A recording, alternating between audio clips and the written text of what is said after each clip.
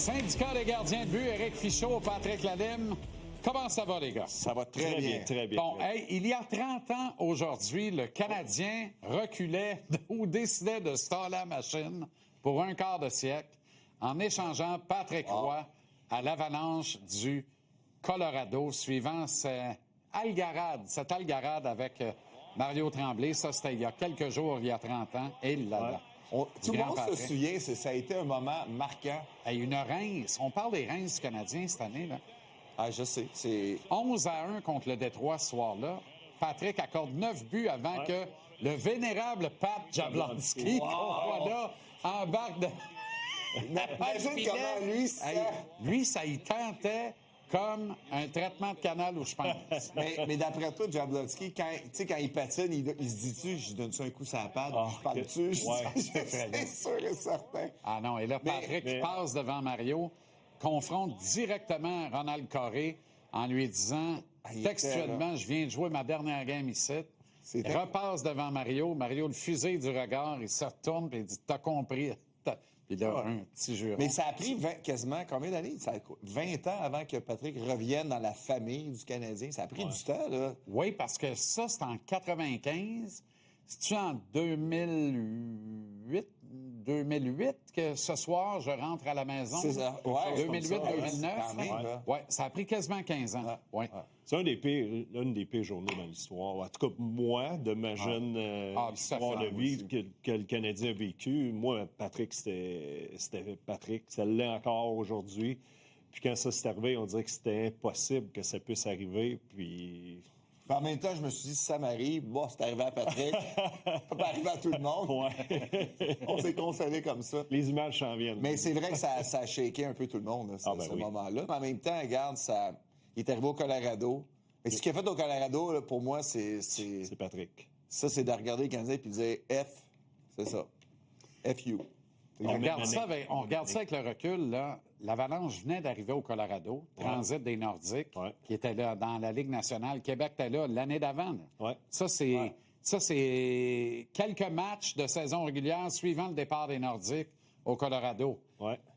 Si les Nordiques ne déménagent pas au Colorado, est-ce que le Canadien complète cette transaction-là avec les Nordiques de Québec? Je pense pas. Parce que Serge Savard était venu à ça, de compléter une transaction pour envoyer Patrick chez les Nordiques, en retour notamment de Stéphane Fiset. Mais est-ce que Régent Houle aurait eu le cran d'échanger Patrick Roy au Nordique? Puis il venait d'arriver, là, Régent. Je pense que c'est sa première ou ses premières transactions. En même temps, Pierre Lacroix... il l'avait bien, il l'avait Non, mais Pierre Lacroix, je veux dire, tu sais... Il n'y a pas un Esquimau qui n'a pas acheté un frigidaire à ce gars-là. C'est fou raide. Il l'avait, Il l'a vendu, c'est sûr.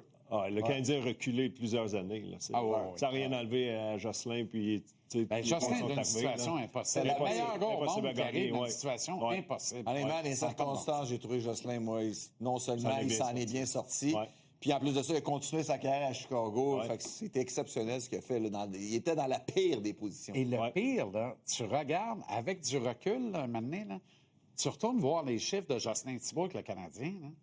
C'est loin d'être si pire. Je le sais. Honnêtement, là, je le sais. Il a mis des chiffres sur le tableau intéressants dans les circonstances. Il était juste dans une situation impossible. Le kid ne pouvait pas gagner. Non. Perception. La perception, tu peux pas la battre rendu là. Puis ça, c'est comme quand les partisans chialaient contre Pierre Turgeon puis Vincent D'Anfos. Là, tu retournes voir les chiffres. Les gars faisaient 100 points par année, 40 buts. Là, t'es là. Chialais pourquoi? On les a échangés parce qu'on disait...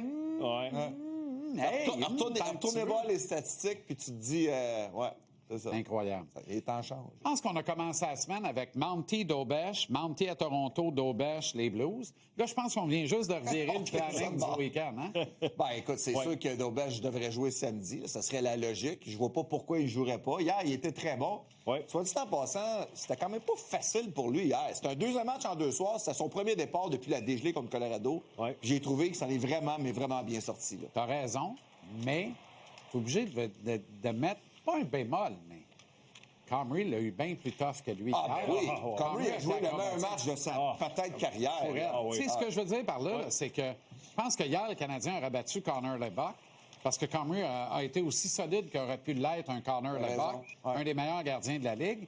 Puis Monty devait regarder ça hier au banc en disant « Hey, s'il avait pu être drette de même hier, s'il avait pu être drette de même devant moi hier, j'aurais pas eu l'air d'un maudit cave que je suis pas dans le fond. » Fait que c'est un peu injuste, là. Tu sais, je dis, on fait ça par exemple. c'est ça. C'est ça le problème, c'est que t'as pas de boule de cristal. Ce qui est le fun aussi, c'est qu'il y a eu des lancers. Tu sais, à la fin de la soirée, ben, tu peux te faire des statistiques. Tu donnes 2 buts sur une trentaine de lancers, tu vas chercher une dizaine de tirs. Tu sais, ça a été la même chose pour Monty à Vegas. Il a reçu un haut de 30 lancers. Tu sais, ça fait du bien, des fois, pour un gardien de but d'avoir des lancers, de ne pas avoir à penser.